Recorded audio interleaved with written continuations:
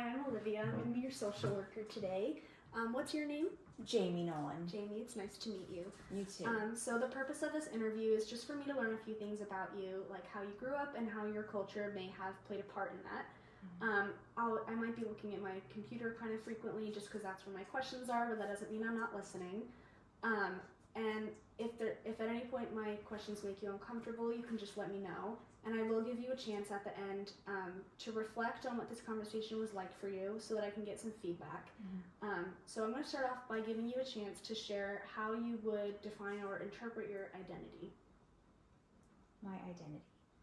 So, my father's Japanese and my mother is Caucasian. So she is Irish, Welsh, English, and Native American, and my dad's full Japanese. Okay. Do you know like how long like his side of the family has been here?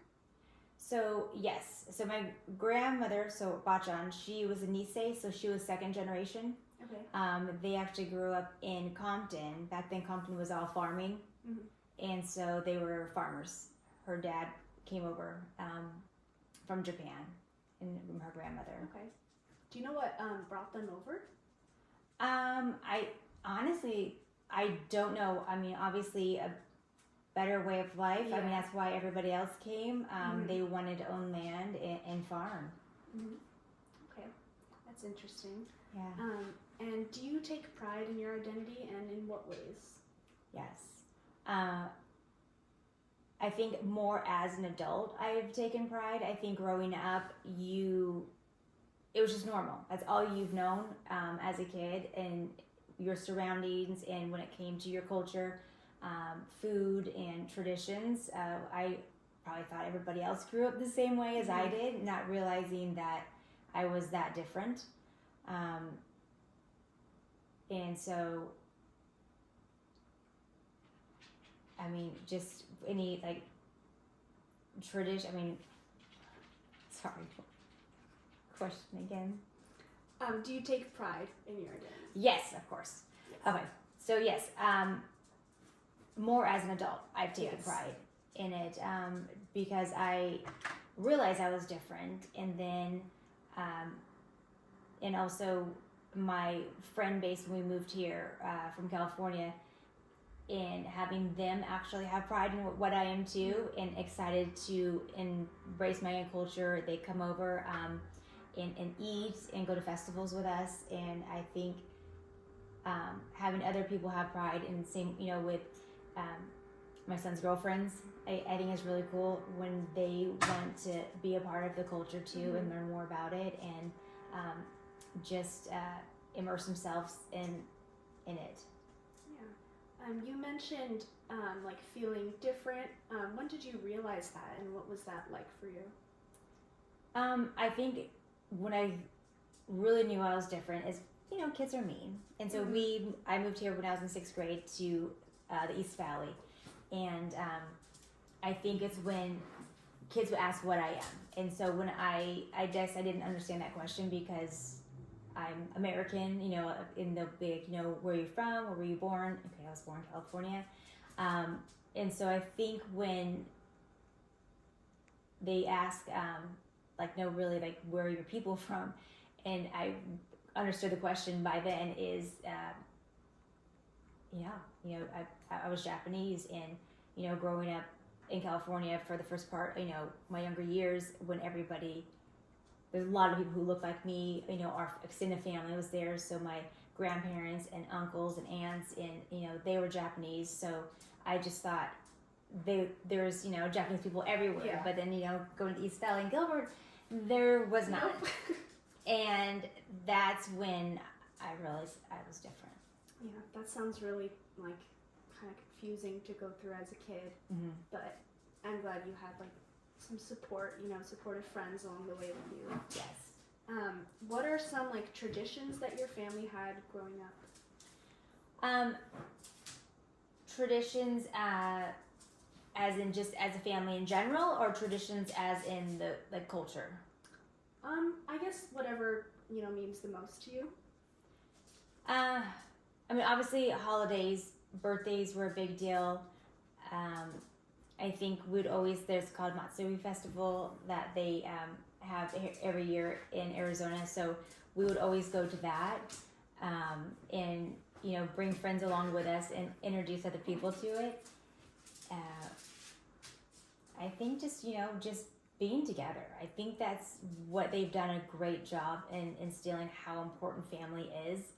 I have a big family. I'm middle of five, Yeah. so we're all married and have kids, and I think it's rare as an adult seeing other people's families how they don't do as much as we do. Yeah. Where I just think it's normal. Like I just assume everybody else does the same thing we do. Yeah, family is really important for mine as well. We live really close to each other, and we do a lot of things together, and it's just really nice to have family involved in all parts of your life. And so speaking of your family, like what expectations did they have for you, whether it be like your extended family or like your parents? Expectations growing up, we weren't huge on academics. It's interesting from being stereotypical Asian background is, the tiger mom or whatever you want to call it, is how school or music are supposed to be the most important. Like I said, I'm middle of 5 kids. My mom stayed home. My dad worked really hard to provide a great life for us. And I think sports was huge for me. Oh. Yeah, and I think my dad did a great job, like making sure that he showed up to every game, from middle school to high school to college, no matter raining, anything. Like I just remember he would drive if he had to travel or, however he had to get there, he got there. So I think that, was one of made me feel loved from him. And so, being, like I said, middle of 5, like you had to find something with every child that made them be seen, I guess. But my mom did a great job because she, like I said, she instilled being well-rounded. School, we all had to finish it. We had to do it. Doesn't matter if, how smart you were. It's about completing it. I think it came down to that social emotional is really important, and she instilled that compassion, empathy, and love, and being good and selfless, and taking care of others. Not everybody has what we have. Some have more, some have less, and always being there for other people. I think that compassion is, if it's not instilled as we're kids and younger, you can't teach that to a high schooler or an adult. Like you are who you are, in that the early years of your life, and I think she did a really good job instilling that in us. Yeah, that's great that you had that kind of support from your parents. Okay, and then speaking on how your parents influenced you, how do you think that influenced how you are as a parent now? As a parent now, I think my husband Nick and I, we agreed on making sure we had 2 boys, so we're raising men. We're raising somebody that's going to be a husband. We're raising somebody that's going to be a father, head of a household, which doesn't mean in charge of everything. But as women, like we want to feel protected. We want to feel making sure that we have that stability, and we want that instilled in our boys. And so school they had to do it. Same thing, how I was raised. And I'm so thankful because I think too much pressure on that, I think it would have, broke all of us because we were not all the best students. But we had a lot of other great qualities. I think with my kids, having them be good and compassionate and the same things that my parents gave us. You see somebody struggling, like you're there. You should be the first person to ask, like, what can I do to help? Even just, with manners and, and work ethic. And hopefully, as they mature and get older, they become better and realize how important it is. They do have a comfortable life. Mhm. And sometimes I feel like I enabled by giving them more than what we have, which every parent wants to give their Yeah. children more than what they had as a child. But emotional, social, like I had everything as as a child. So yeah. Yeah, it's really important to like. I don't know. I think those are just very important values that a lot of. I mean, it's definitely lacking. You know, just being a good person and teaching your kid to be kind, because along with kindness being taught, like hate is also taught, and I don't know. It's just very nice to see. And what are some, like, I guess speaking about your kids, what are some traditions you hope they carry on? So something we did as a kid is we would travel and by car a lot. But my parents my dad always would tease us about, we would ask when we're going to get there, and he would be like, or where we're going, and everything was 2 hours. So that's a funny thing, because now I do that with our kids. When we travel and they're younger, it's like, how long? 2 hours. So I think just like the bantering has carried on, but also my mom always instilled in us about appreciation of our country. And so every time we would go by a historical marker, a sign, a monument, she would always stop and she'll make us read it. And she's like, obviously something really important happened here. Somebody sacrificed, somebody did some amazing achievement or loss. So we should honor those who became before us, and making sure that we know what happened. And I think as a kid, I hated it. So I'm like, man, we can get there faster if we stop, and if we don't stop. I really did hate it, but I think I did that to my kids, and I didn't appreciate it growing up, but now I do. And so we did that with our boys, and now the boys send their grandmother pictures of when they go to places and they see those markers and they read the history. Oh, that's so and sweet. Yeah, and I think it's amazing, because he'll text me, but then they'll always text their grandma too. And to this day, like, her goal is, like, she goes to every state, every national park is huge for her, but like, going to back east, and where they just got back from internment camps, so they did a big tour on. As another thing for our boys, is really important that it did happen. They didn't learn that in history, which broke my heart. I had to teach my kids that it happened. And so their grandmother, so their bachan, and then their auntie. So my auntie never had kids, but she loved our family so much that she moved down the street from my parents. And so my boys got to grow up with her, and she passed away at 101. Wow. Yeah. And so when the war happened, she actually got sent to Gila River. So she was sent to Arizona in the internment camps. And then my grandmother was sent to Arkansas, and it was in horse stables that they stayed. So they converted horse stables into living quarters for them. And I think when my boys were younger, and I would teach them about that, and I had pictures that I would show them, and they're like, well, we didn't learn about this in school. And so that, to me, that is heartbreaking. Yeah. And I think they gained a lot of empathy when it comes to worldly things about that too, how that does happen to our country, and we can never let that happen again, and how they had to overcome and go back home to where they weren't wanted. But that happened in this lifetime, which is insane. And they had to struggle, and so I honestly think that's why my grandma never taught. Like, they would speak Japanese, but not in public.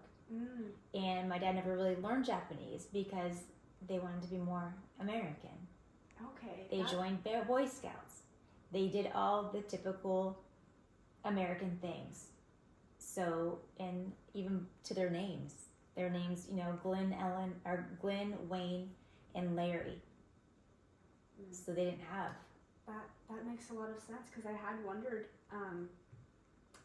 like I had asked before, like if anyone spoke Japanese, but and no one still, like, alive in your family to this day does, and it's really sad what just, like, society has done to, like, kind of put some shame around that. Yeah, they didn't want, when they went to school or to apply for things, have a Japanese first name. Wow. Yeah, That's really hard. It's sad. It is. Yeah. I just have one last question for you. How does your culture, your upbringing, help you cope with, or maybe not, with like any anxieties or sadness?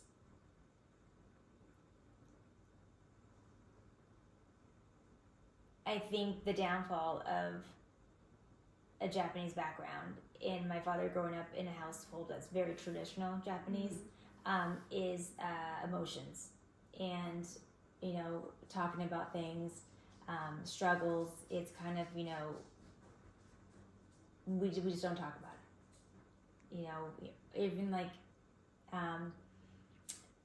the love, you know, saying I love you or hugs. Yeah. It's like, you know, when I was a kid, it was like pat on the back or on the head. Wasn't, you know, very handsy, touchy, I love you, goodbyes. So that was, I thought, normal. Mm-hmm. And so I didn't have any other expectations. And so, and I think struggles, I think I just gotten better as I became an adult. I married somebody who's very compassionate and open and communicates. And so, I mean, we all get anxieties. We all have, you know, struggles in coping. And so I feel like I'm getting better, but I need to get better because, you know, just usually we just kind of stuff and put things in compartments. And a lot of that was culture. And I think generation too. I think our parents grew up in a generation that is not as open as now. Yeah, for sure. Is, you know, they don't have a screen and, you know, tell you like, oh, you know, if you're anxious, you do this. They had no guidance. And I think there was a lot of shame when it came to anxiety and stress. Like, why talk about it? We just got to do it anyway. Mm-hmm. You know, and even though we all felt the same way, you just think it's normal. Yeah. I mean, to be honest, like as an adult, probably even after having kids, I didn't even know what those things meant. Like, I didn't know what anxiety was. I didn't know what depression was.